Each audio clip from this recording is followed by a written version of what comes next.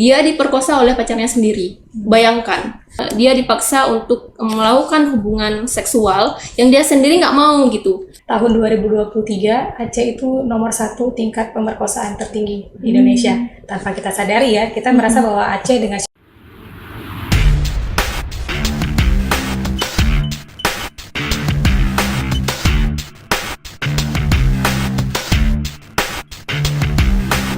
Halo, kembali lagi dalam podcast Jambu Kreatif. Hari ini kita membahas terkait dengan topik 16 hari HKTP atau Hari Anti Kekerasan Terhadap Perempuan. Hari ini kita kedatangan dua narasumber yang luar biasa nih. Yang pertama ada Kak Bila nih dari Solidaritas Perempuan. ya, Gimana kabarnya Kak? Alhamdulillah baik. Kemudian kita kedatangan juga narasumber Kak Anya nih dari Ayah. Gimana kabarnya Kak? Alhamdulillah baik. Alhamdulillah. Jadi sudah berapa lama nih Kak nih Kak Bila gabung di Solidaritas Perempuan, kemudian Kak Anya bergabung di Ayah gitu. Mungkin dimulai dari mana nih? Dari Kak Ayah dulu atau Kak Anya dulu? Bila dulu. Kalau Bila sendiri sih bergabung bersama Solidaritas Perempuan itu sudah dari tahun 2021. Waktu itu kita sekolah feminis namanya. Jadi saya sebagai peserta sekolah feminis. Kemudian setelah berapa bulan, 6 bulanan kami di sekolah feminis itu, akhirnya di tahun 2023 menjadi staf kampanyenya SP. Jadi kalau cek kontennya SP itu konten saya yang buat. Keren sekali. Nggak bercanda ya, tapi yang jelas itu ya, mungkin kerja saya sebagai staf kampanye dan media, jadi fokusnya di medsos memang gitu. Jadi sudah lama lah Kakak di Solidaritas Perempuan ya? Ya hampir 2 tahun ya, jalan 2 tahun. Kemudian Kak Anya udah lama di Ayah nih? Kalau Ayah itu baru terbentuk. Dulu itu aku itu sebagai alumni magang di KPI. Terus dapat kesempatan belajar ke Filipina bersama teman-teman muda lainnya dari Indonesia gitu. Ada di 3 wilayah, ada Aceh, Jogja, dan NTT. Nah, dari pertemuan kami itu di Filipina kemarin, terus ternyata orang-orang muda di lintas regional ini mau kayak gitu buat komunitas sendiri khusus yang youth gitu ya, khusus anak muda. Nah, jadilah Ayah ini dibentuk di September kemarin di Yogyakarta. Panjangannya dari Asia Young People for Action gitu. Berarti Ayah nih komunitasnya global lah Kak ya? Iya, regional. Oh, regional gitu. Jadi hari ini kita podcast nih, topik kita menarik nih Kak, terkait dengan peringatan 16 HKTP, Hari Anti Kekerasan Terhadap Perempuan nih. Jadi hari ini kedatangan dengan narasumber kaum muda dari Solidaritas Perempuan dan dari Ayah. Tentunya banyak nih kasus-kasus terkait dengan kekerasan terhadap perempuan nih, mulai dari tingkat mungkin nasional maupun tingkat Aceh sendiri gitu. Benar. Mungkin dari kakak-kakak nih bisa lah menceritakan sedikit nih terkait dengan kekerasan apa saja mungkin yang terjadi terhadap perempuan gitu. Mungkin kita mulai dari Ayah sendiri dulu Kak, yang memang nasional lah gitu. Oke, kalau untuk Ayah, mungkin ruang lingkup kerjanya itu lintas regional ya. Tidak hanya Indonesia, itu mencakup di beberapa negara di Asia Tenggara gitu. Jadi kita berkumpul untuk membahas isu-isu paling urgent yang terjadi di negara masing-masing gitu. Nah, kalau untuk konteks Indonesia sendiri, nggak cuma Aceh ya, ada Aceh, Jogja, NTT, bahkan di beberapa wilayah itu saya melihat masih banyak banget yang terjadi tindak kekerasan terhadap perempuan. Nah, kalau bicara pengalaman pribadi, selama saya berada di Yogyakarta, itu saya menilai bahwa tingkat kriminalisasi, marginalisasi, terus tindak kekerasan itu rentan dialami oleh perempuan. Kenapa? Ini bahkan terjadi di kaum terpelajar ya, di area kampus itu terjadi. Mereka itu bahkan teman-teman mungkin tahu ada namanya kekerasan di dalam pacaran ya. Betul. Nah, itu sering banget saya jumpai. Bahkan itu korban-korbannya tidak berani speak up sampai hari ini. Itu miris sekali ya. Bahkan mungkin nanti jika vulgar bisa itu teman-teman saya itu pernah bercerita, saya tidak menyebut namanya, tapi dia korban dalam pacaran ya. Dia diperkosa oleh pacarnya sendiri. Bayangkan, dia dipaksa untuk melakukan hubungan seksual yang dia sendiri nggak mau gitu. Dia mempertahankan virginnya atau keperawanannya Tapi si laki-laki ini menganggap bahwa itu tidak masalah. Nah, padahal ini sudah sangat melanggar kan? Berarti orang terdekatnya lah gitu kan? Sangat dekat gitu. Nah, dari situ saya berpikir bahwa ternyata tindak kekerasan yang dialami oleh perempuan ini sangat luas cakupannya. Tidak hanya dalam konteks luar ya, tapi dalam ranah privat juga terjadi gitu. Sangat luas lah kalau bicara ayah ini ya. Gitu. Jadi mungkin dari Kak Bila sendiri nih, dari Solidaritas Perempuan, mungkin terkait di Aceh sendiri, mungkin ada di lapangan atau apa, mungkin kasus-kasus yang memang Kak Ayah tahu, Kak Bila tahu, mungkin bisa diceritakan sedikit Kak untuk. Ya, faktanya tahun 2023 Aceh itu nomor 1 tingkat pemerkosaan tertinggi di Indonesia.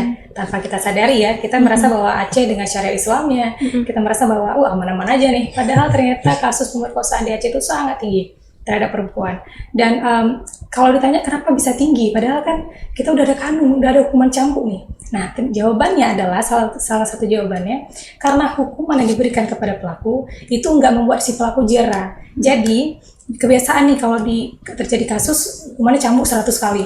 Coba kita bayangkan 100 kali hukuman cambuk, berapa lama sih rasa sakitnya? Kan nggak lama ya, cuma paling 1 hari aja memar. Selebihnya kan udah selesai. Bagaimana dengan si korban yang masih trauma akan tindakan itu, dan si pelaku setelah dia melakukan tindakan itu, dia kembali ke kampungnya dan dia bisa terjadi pengulangan kasus. Bisa saja dia kembali untuk melakukan kasus itu kepada orang. Kenapa? Karena dia nggak jera. Jadi udah kena hukuman cambuk ya, udah nggak ada rasa jera dan nggak ada hal yang membuat dia merasa bahwa ini tindakan yang salah yang nggak boleh saya ulangi lagi.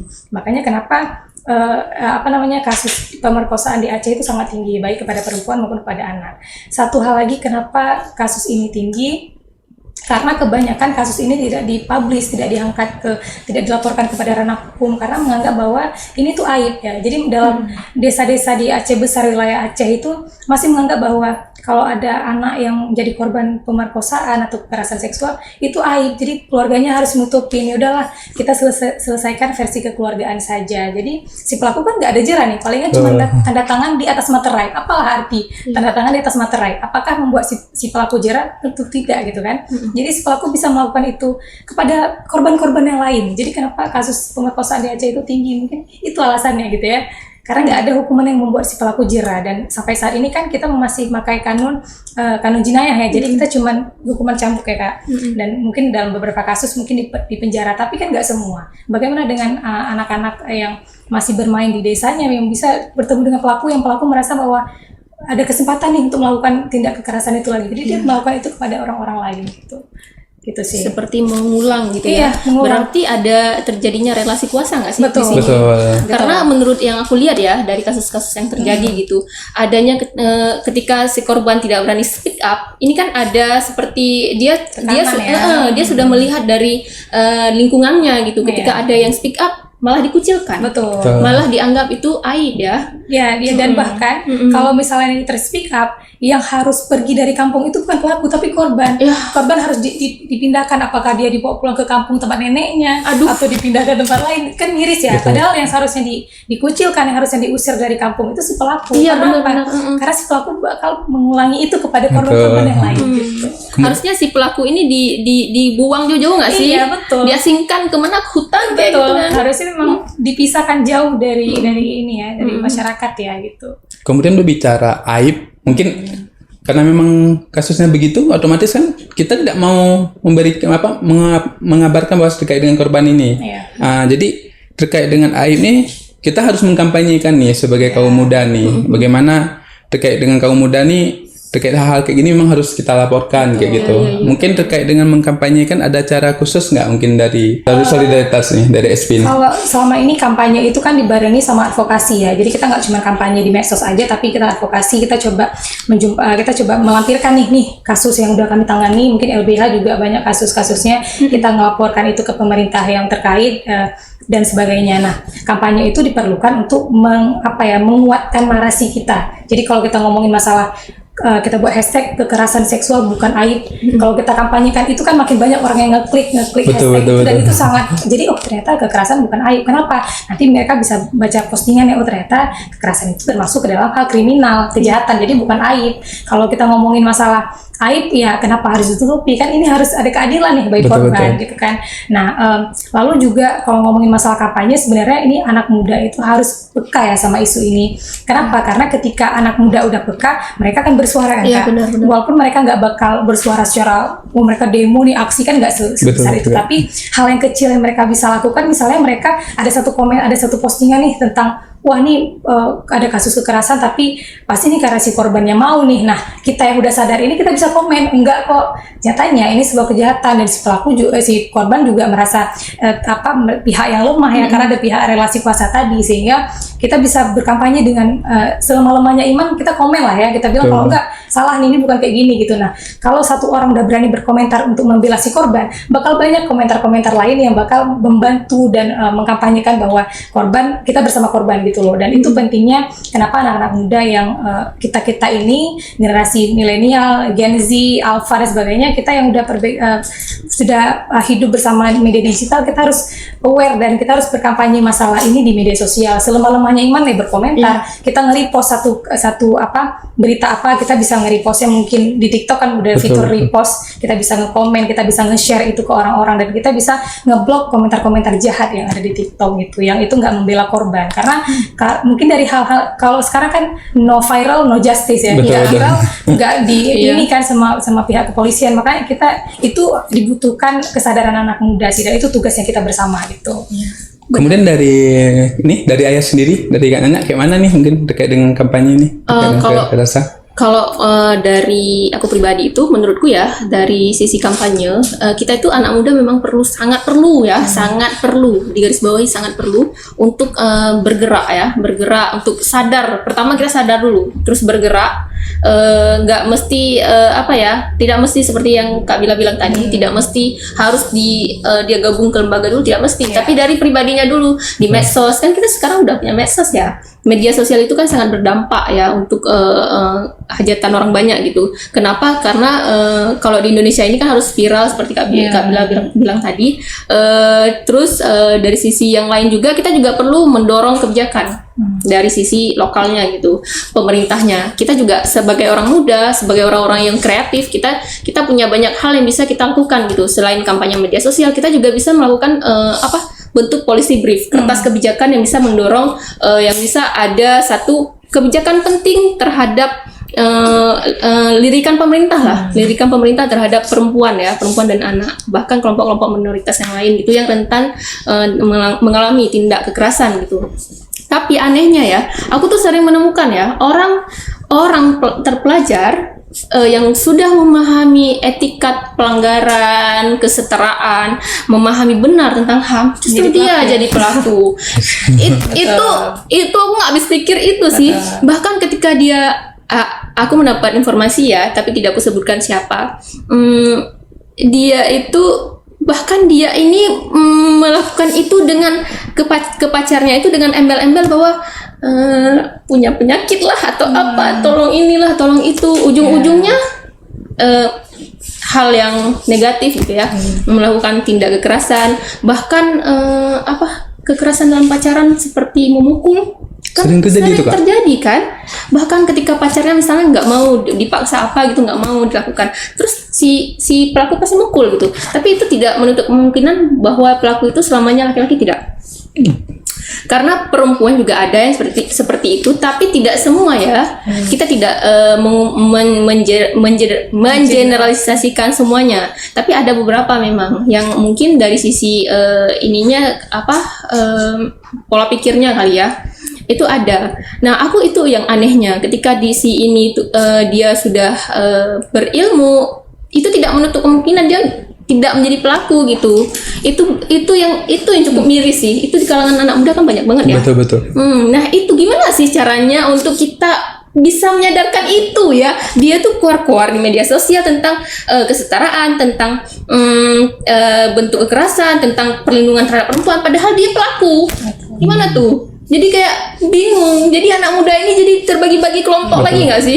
kayak gimana tuh caranya kita tuh harus satu kesadaran penuh di diri kita, berani menyuarakan, juga berani untuk tidak menjadi pelaku gitu. Ya, menyambung sedikit masalah terpelajar tadi, betul ya. Kita melihat sekarang kasus kekerasan dan pemerkosaan juga terjadi di Dayah. Dan pelakunya itu adalah lebih miris, ustadznya sendiri, pimpinan Dayah, gurunya sendiri, yang seharusnya mereka melindungi, mendidik santri-santriwatinya, ternyata mereka menjadi pelaku ya. Iya, miris banget ya. Miris ya. Jadi ini menarik nih, mungkin saya ada menangkap lah terkait dengan yang sekiranya Dayah itu tempat paling aman, Ternyata, tapi ya. juga ada kasus-kasus kayak gitu. Mungkin dari kawan-kawan solidaritas perempuan mungkin ada nggak pernah mengkampanyekan terkait dengan hal-hal terkait dengan perlindungan terhadap perempuan nih? Pasti ya, kalau ini kan salah satu isu mandatnya SP ya, perlindungan perempuan. Nah, kami karena bergeraknya bersama perempuan di desa, kami itu mencoba mendorong lahirnya Kanun Gampung yang fokus pada pasal-pasal perlindungan terhadap perempuan dan anak. Jadi kita dulu kan kayaknya semua gampung punya nih satu resam gampung atau kanun gampung, tapi kan nggak semua gampung punya nih pasal-pasal perlindungan kepada perempuan dan anak gitu. Jadi SP hadir ke desa-desa dampingan SP, kemudian kami mencoba mendorong aparatur gampung untuk merevisi kanun-kanun itu dan memasukkan pasal-pasal yang dimana mengisi tentang perlindungan, penanganan hingga pencegahan terhadap kekerasan bagi perempuan dan anak. Itu ranahnya luas ya, ranahnya kekerasan dalam rumah tangga, KDRT, kekerasan dalam rumah tangga juga kepada anaknya. Jadi itu mungkin yang selama ini SP coba lakukan gitu ya. Mungkin kalau dari ayah sendiri? Dari sisi kebijakan ya, kalau aku sih melihat ya untuk hari ini tuh memang sudah banyak perubahan yang terjadi, betul. Sudah banyak banget. Tapi melihat konteks pemerintah ya, pola pikir pemerintah kita itu, menurut aku itu kekuasaannya masih asimetris banget. Jadi kayak apa ya, dia itu siapa yang lebih diuntungkan itu gitu. Misalkan nih korban dia sudah jadi korban, terus jadi korban lagi 2 kali jadi korbannya. Ketika melapor, ketika dia sudah jadi korban, terus ketika melapor malah dia jadi korban lagi gitu. Dari hal-hal yang seperti ini menurutku pemerintah itu kurang simpati sih, tidak ada sensitif gender. Nah makanya di situ di sini ini aku mau menekankan kenapa hari ini itu kebijakan-kebijakan yang ada itu tidak pro gender, tidak sensitif gender, karena yang ngisi di parlemen itu bukan orang-orang yang peduli terhadap isu-isu ini gitu. Apalagi kalau kita bilang kita berkoar-koar nih dari akar, kita berkoar-koar untuk menyuarakan itu, tapi sampai ke sana apa? Tidak, karena mereka tidak punya pola pikir untuk tentang sensitif gender ini. Nah, kenapa hal itu terjadi? Harusnya yang isi di parlemen itu tidak hanya mereka-mereka yang ini, tidak hanya para lelaki, bahkan perempuan-perempuan, bahkan anak muda harus sih ada di parlemen. Karena untuk menyuarakan ini kita orang muda juga perlu ya. Betul. Ketika kita punya jaringan di parlemen itu kan sangat menguntungkan kita anak muda gitu. Oh, kita mau buat acara ini, mengkampanyekan ini, ada dorongan dari pemerintah. Di pemerintah sana di dalam ranah parlemen itu ada yang menyuarakan gitu, yang maksudnya yang vokal, yang fokus gitu. Itulah pentingnya ada keterlibatan anak muda di setiap ranah gitu.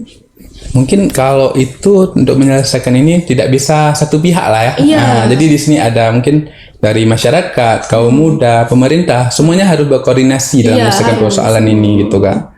Mungkin dari ayah sendiri, mungkin selama ada ayah ini mungkin ada nggak kasus-kasus mungkin yang terkesan menarik untuk kita bahas nih? Nah, untuk kalau misalkan kasus banyak banget ya, terutama itu bukan hanya di Aceh, Jogja, tapi NTT juga. Bahkan teman-teman mungkin tahu kalau di kasus NTT itu mereka ada budaya kawin lari ya. Kawin paksa ya, apa sih namanya? Kawin tangkap, iya sorry. Bukan kayak Siti Nurbaya lah ya. Bukan, kawin tangkap itu kan bagian adat dan budaya ya. Nah, hal-hal seperti itu yang harus menurutku harus dapat edukasi sih ke masyarakatnya. Memang kita hari ini itu seberapapun pintar kita, seberapapun kita mengkampanyekan sesuatu, tapi ketika kita turun ke akar, ke desa, kita tidak mudah diterima.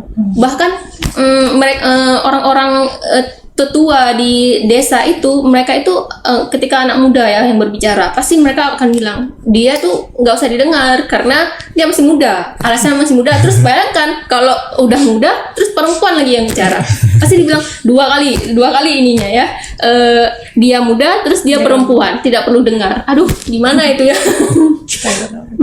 Kemudian dari bicara Aceh nih ada kekhususan lah. Nah, mungkin dengan Aceh ada kekhususan nih, mungkin ada kasus-kasus menarik nih. Mungkin dari solidaritas perempuan mungkin ada nggak kasus-kasus yang bisa kita ceritakan gitu? Kasus banyak ya, tapi kan kalau kita berbicara masalah kasus, balik lagi apakah kasus itu sudah selesai atau kasus itu masih dalam proses, sehingga kita kan nggak mungkin mempublishnya secara jelas ya.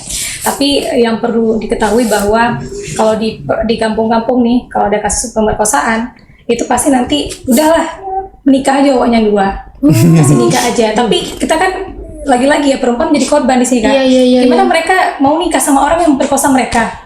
Dipaksa menikah sama orang yang berbuat jahat sama mereka. Benar-benar. Kita nggak kenal nih siapa orang yang perkosa kita. Terus tiba-tiba kita disuruh nikah sama dia. Jadi hal ini kan masih ada di masyarakat ya. Karena kembali lagi aib.